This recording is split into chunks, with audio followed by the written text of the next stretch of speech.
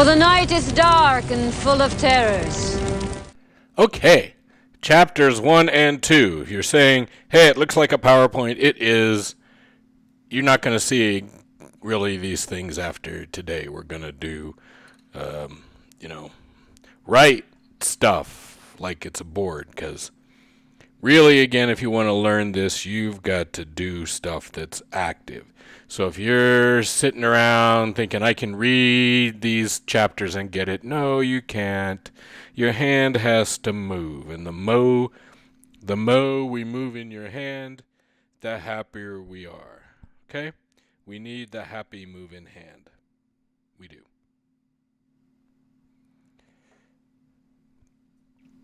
All right.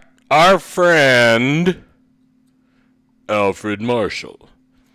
Alfred Marshall, if you don't know, was the premier British economist of the late 1800s and early 1900s. His students created modern econ, right? Keynes was his student. Pigou was his student. Joan Robinson was his student. D.H. Robertson was his student. Blah, blah, blah, blah, blah. Anyway, so just really quick, your book gave some examples of math and how math works. And so here's just some stuff from, Marshall, and he's talking about math. And you should understand that Marshall in his day got the highest ever score on the Cambridge University math exam. So he was one of the greatest mathematicians of his age, but he went off to become an economist. And so he's talking about people like Cournot and saying the problem with economics is that it's not a one variable thing. It's everything interacts. Everything that we do interacts. And then he goes on to say, by talking about these folks, that it's the marginal that matters, not the total. Okay, so we need to be able to deal with marginal cost and marginal benefit and marginal this and marginal that.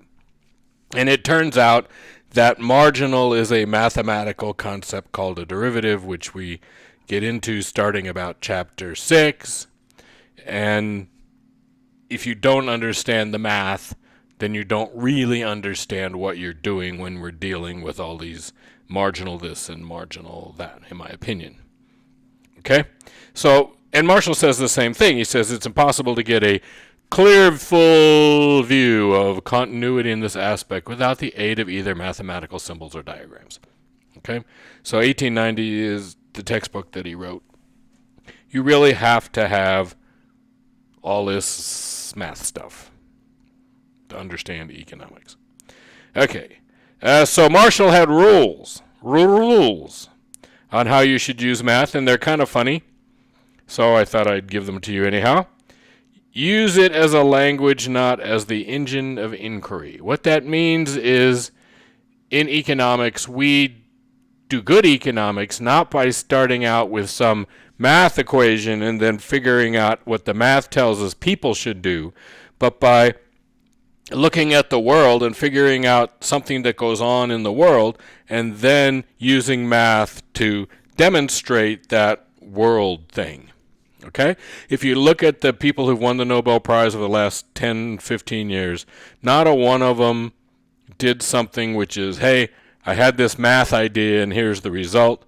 They said, hey, I have this idea of how things maybe work or don't work, and let's go look at,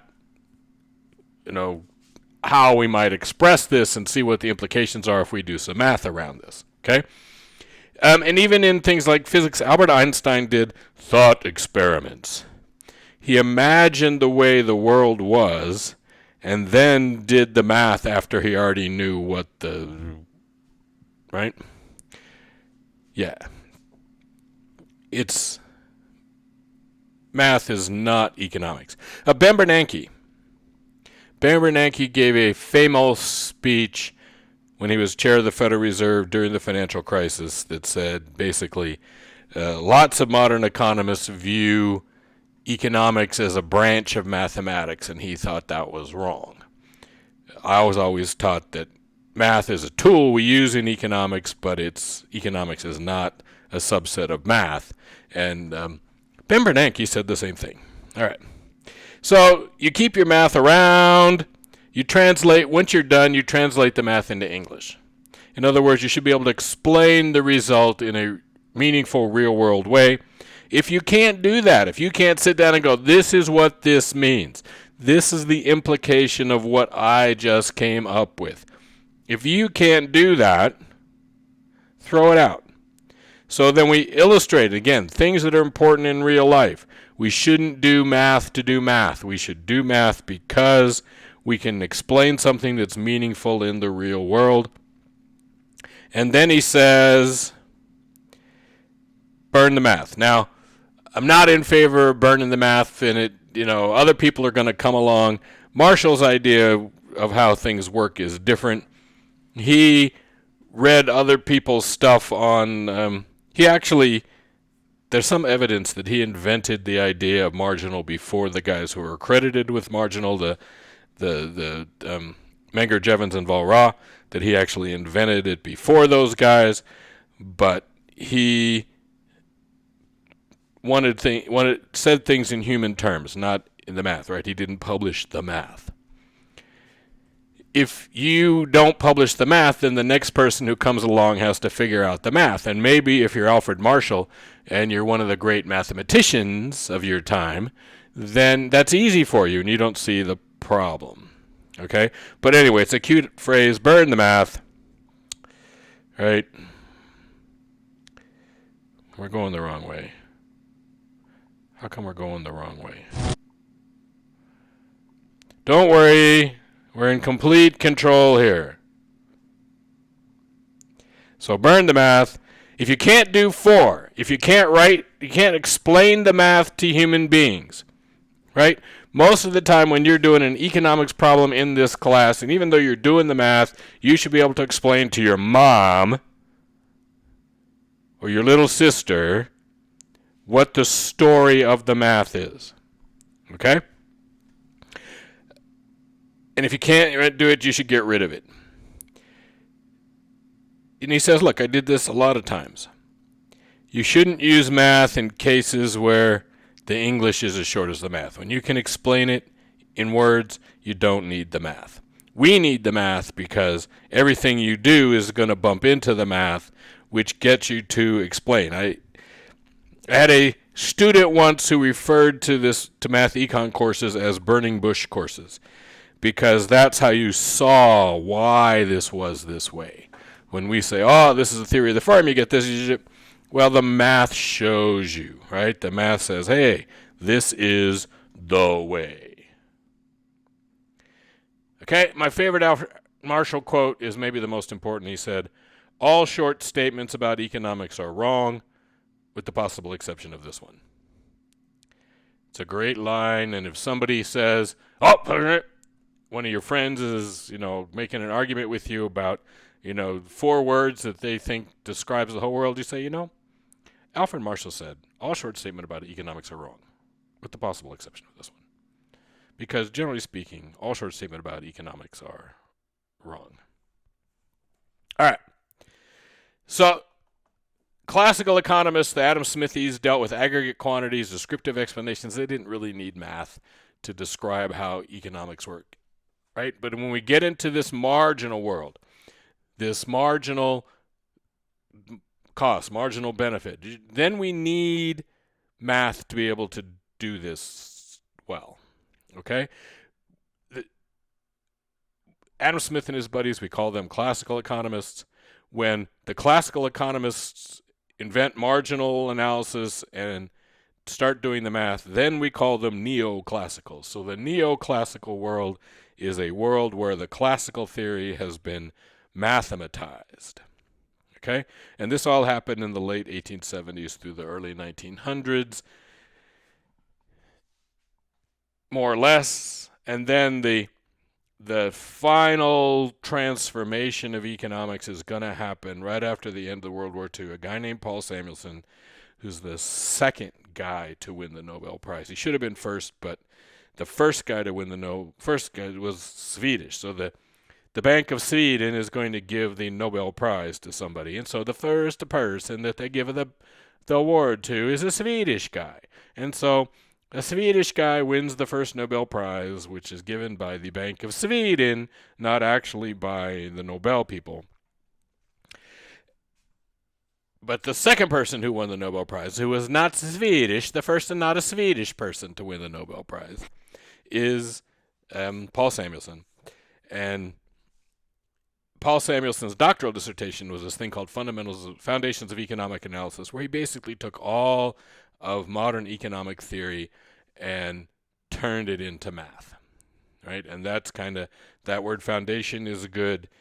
Today, what is in the stuff that's in his doctoral dissertation is undergraduate math econ at most universities.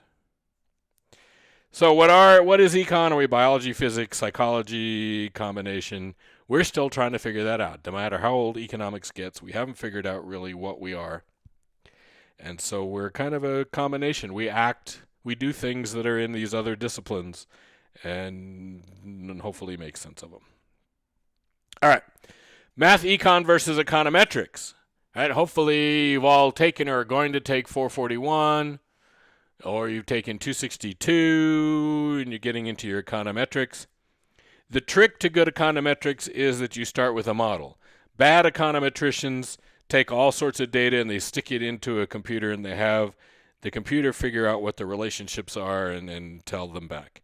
That's bad econometrics. Good econometrics is you have a theory about how the world works, and then you put that theory into some kind of equation system, some kind of a model, and then you use econometrics to put data in and either, statistically speaking, confirm or not confirm your vision of that model. And you might get surprised, and you might have to change your model, but we don't let the data tell us what the model is. We start with a model. We start with an explanation, an idea. Okay? Albert Einstein starts out with this idea that the speed of light is this ultimate constant in the world, and then he goes from there. Okay?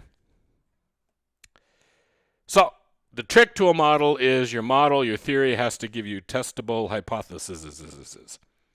So if we believe that increasing the minimum wage causes unemployment, well, that's a testable hypothesis, right? We can see what happens when the minimum wage goes up and see, right? Yes? Yeah. If we believe that increases in the money supply cause inflation, we can look at increases in the money supply and see if they cause inflation. Okay? For a theory to work, we have to have testable hypotheses. And the problem is a lot of times that people just say stuff. Economists just say stuff, and you really can't figure out the test that would let you prove or disprove that thing. Okay? So econometrics is a way to test hypotheses. It's not a way to create theory. We don't stick data into an econometrics equation and develop theory from it. We develop our theory. We write that theory out in mathematical terms. We use that mathematical model then to create an econometric model, which we can test, but the math econ is the foundation. Does that make sense? Ladies and gentlemen, I am not making any sense. None of this makes sense. So there are schools of thought in economics that say math can predict theory. I'm not a big fan of those schools of thought. There's another school of thought that says physical phenomena must be observed. Then we can do the math to explain why those phenomena are the way they are. And then there's a school that says math can't explain the physical phenomenons that we have. So we have to test being alternate methods. The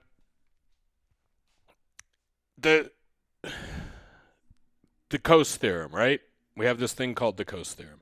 And the Coast Theorem depends on there not being transaction costs. And there are always transaction costs, right? Much of what we call behavioral economics, the new kind of wave in a lot of micro, is that we have to consider we have to consider transaction costs, we have to consider biases, we have to consider information costs, and there's no reason necessarily that we can't create an economic model of a market that includes transaction costs, or that includes information costs, or that the consumers have certain biases in how they behave, right? We could develop a model that has an endowment effect in it, and then make some predictions and then go see how they do, right? So you're choosing, if you choose to do experimental methods, which are great methods, I love experimental methods, but you can choose to do experimental methods, or you can choose to do more mathematical methods, and it's your choice. Okay? Fun. All right. So some things to remember. Graphs are two-dimensional. The world is not. So most of the econ classes you've lived with up to date, you've done graphs of things. That means you're dealing with two numbers, an x and a y. Well, the world is not an x and a y. The world is not even an x and a y and a z. The world is full of multitudes of dimensions, and math is the only way to capture those multiple dimensions. Math's a language. It's concise. It's precise. It allows us to use the right number of variables. It doesn't make us simplify the world so we just have two goods. We can lay out all our assumptions. So by putting all those variables in there, all of the assumptions that we have are sitting there. If we put a lot of times, when you get to be a professional economist, a lot of times what you'll see is an article, and you'll read the article, and by the time you've read the first 2 pages, you know what the conclusion's going to be. Because as they go through their assumptions, and they say, we're assuming this kind of, this is shit, the assumptions start to force an answer. And if you have too many assumptions, you force that answer. But the only way we see that is because the math, to do the math, you have to lay out those assumptions. Why is this variable in there? Why is not that variable not in there? Why is this functional form in there? I did my dissertation work on taxing multinational corporations. Most of the articles that are written on multinational corporations actually use models of perfect competition. And then people don't wonder why those models that they've used in the past don't seem to explain multinational behavior. Well, price takers, free entry, all of the assumptions of perfect competition are so in conflict with multinational corporations that it makes no sense why they would do that, except that it's hard to model a multinational corporation, and it's not hard to model perfect competition. Okay? And remember, it's not the math's fault if the theory is wrong or too simple or based on faulty assumptions. You have to figure out what you see and what the effect of what you see is. Okay? And that's critical to us. It's not the math's fault. It is not the fault of the mathematics if this comes out wrong. The math is not at fault. Don't say, oh, math, it's not the math's fault. It's the theory's fault.